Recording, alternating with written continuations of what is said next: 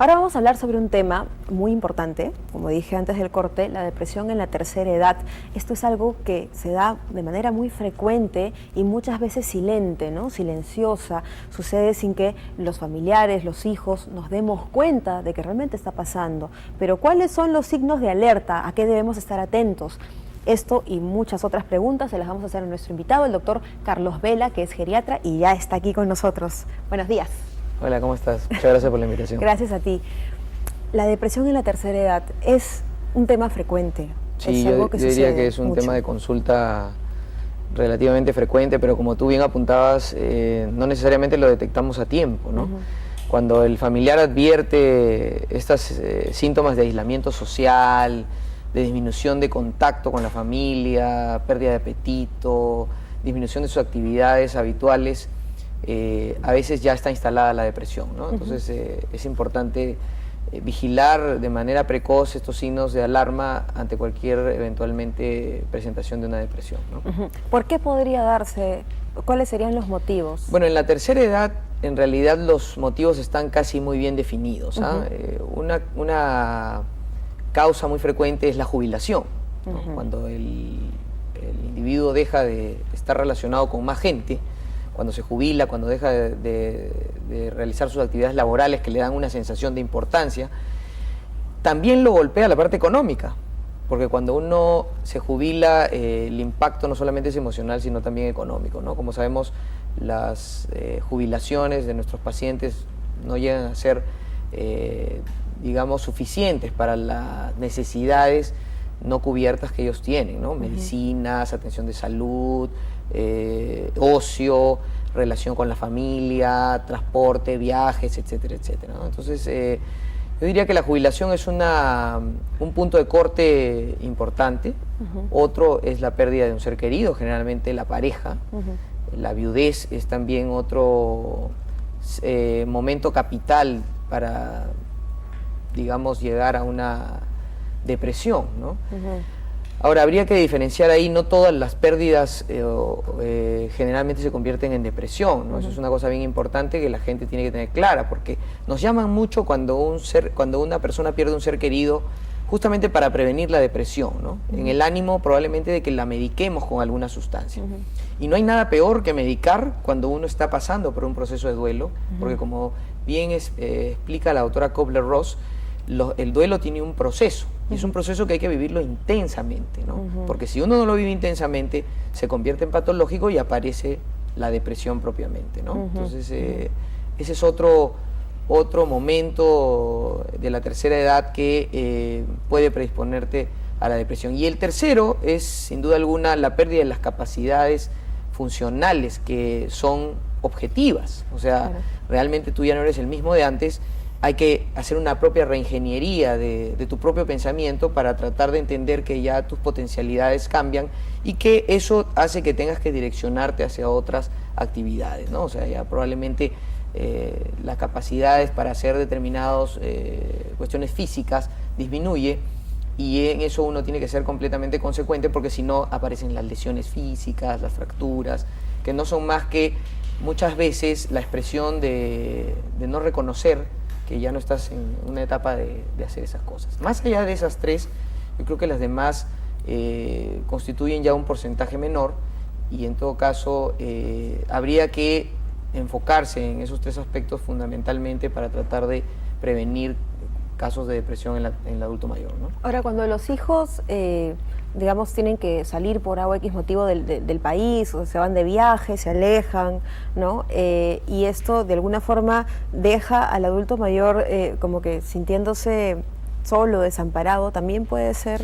Sí, fíjate, en realidad lo que se vive en ese momento cuando un hijo se va es un proceso de duelo propiamente, ¿no? Lo que pasa es que nosotros lo entendemos solamente en el sentido de la pérdida o de la muerte de un familiar, pero eso realmente es duelo. Y eso yo diría que efectivamente impacta mucho sobre las necesidades afectivas del paciente adulto mayor, que en todo momento es en realidad una esponja, ¿no? Y que a veces eso es lo que menos comprendemos, y nos fijamos en trivialidades, ¿no? Como el hecho de cuántas veces la llevé al médico. Si yo llevo a mi mamá al médico, si yo llevo a mi mamá a mi casa para que juegue con mis hijos, claro, que en con realidad los no es nietos. más que los está cuidando, no, Sí, no claro. está tanto como disfrutando del todo, ¿no?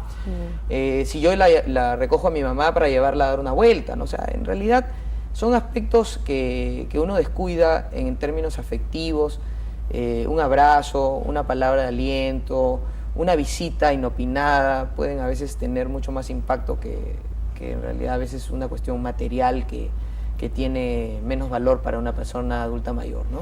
¿Y cómo nos damos cuenta que nuestro padre, madre, familiar, adulto mayor está pasando por una situación de depresión? ¿Cómo? Te pregunto esto porque también muchos adultos mayores quieren conservar su independencia, ¿no? Dicen, Seguro. ay, yo quiero estar así, o sea, no quieren sentirse invadidos tampoco, ¿no? Entonces, en ese, digamos, límite, en ese justo medio de no invadirlos, pero a la vez también no descuidarlos, ¿no? Para darnos cuenta cuáles son los, digamos, los signos de alarma, ¿no? Que debemos En observar. realidad en la medicina geriátrica el principal signo de alarma que existe es el cambio, ¿no? Cuando una persona que ha estado habituada a hacer sus cosas, a realizar sus actividades instrumentales, contestar el teléfono, pagar sus recibos, reunirse con sus amigas, empieza a retraerse socialmente o en sus actividades, ese es el principal y el primer signo de alarma, ¿no? Entonces ahí hay que tener una actitud más vigilante, no necesariamente llevarlo al médico inmediatamente, sino tratar de muy sutilmente ir indagando las razones por las cuales ella ha dejado de tener contacto ¿no? con sus amigas o en todo caso con sus actividades habituales, ¿no? Entonces ese es un primer signo que yo creo que es bien importante. El segundo está relacionado con probablemente sus hábitos cotidianos. O sea, ahora se está disgustando más para bañarse, ¿no? Ya de repente no quiere bañarse, ya dice, no, quiero bañarme solamente una vez por semana.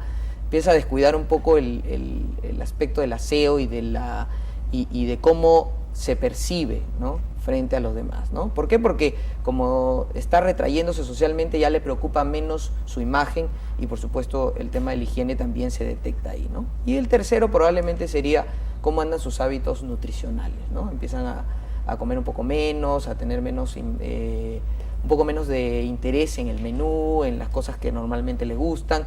Y entonces así con la comida se van perdiendo las ganas o el sabor por la propia vida, ¿no? Entonces creo que esos aspectos que son muy sencillos de indagar son bastante tangibles en la evaluación cotidiana, familiar de un paciente que pueda estar con tendencia a la depresión.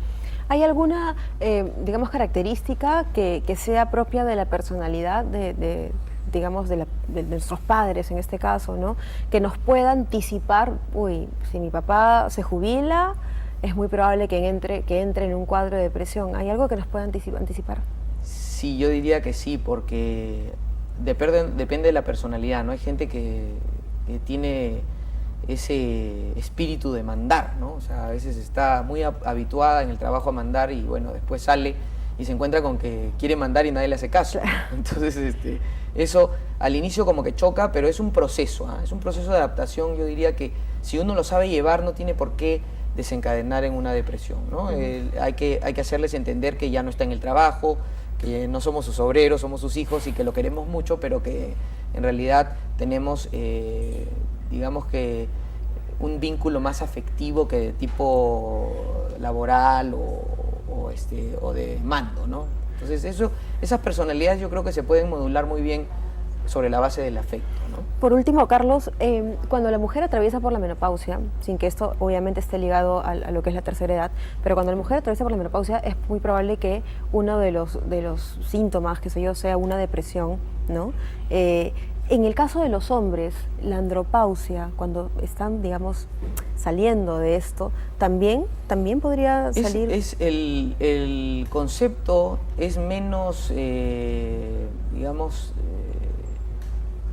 establecido que el de la menopausia, ¿no? O sea, el hombre vive su andropausia de una manera muy progresiva, negándosela en realidad en el proceso, ¿no?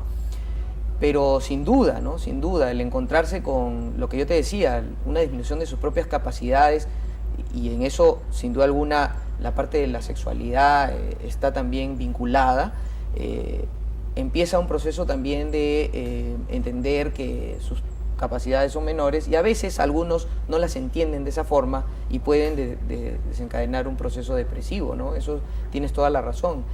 Es una de las razones por las cuales, en el caso de la mujer, conforme pasan los años, se va invirtiendo esta relación, ¿no? O sea, las mujeres tienen más incidencia de depresión hasta la mayoría de edad, que es cuando se van equiparando con los varones, y ya cuando son muy adultos mayores, esto se invierte. Es y la el proporción de depresión entre hombres y mujeres es 2 varones por cada mujer, ¿no? Wow. Entonces, ahí como que, digamos que esto explica de alguna forma esta inversión de la proporción de depresión que llega más a los varones de la tercera edad, ¿no? Y qué bueno que hayas, bueno, y un poco cerrar ya esta entrevista con este dato, porque muchas veces nosotros generalmente asociamos más depresión a, digamos, a la mujer, ¿no? A lo femenino, y en este caso es importantísimo pues no descuidar, y sobre todo en lo que es ya la tercera edad, pues tanto papá y mamá, ¿no? Abuelo y abuela, hay que estar siempre ahí. Así es. Muchísimas gracias, Carlos. Gracias a ti. Bueno, nosotros despedimos el programa, pasó volando, así que no nos queda más que invitarlos a que nos escriban a nuestro correo bienporcasa@tvperú.gov.pe, y que también, por supuesto, nos busquen en el Facebook como Bien por Casa. Ahora sí, chao, gracias.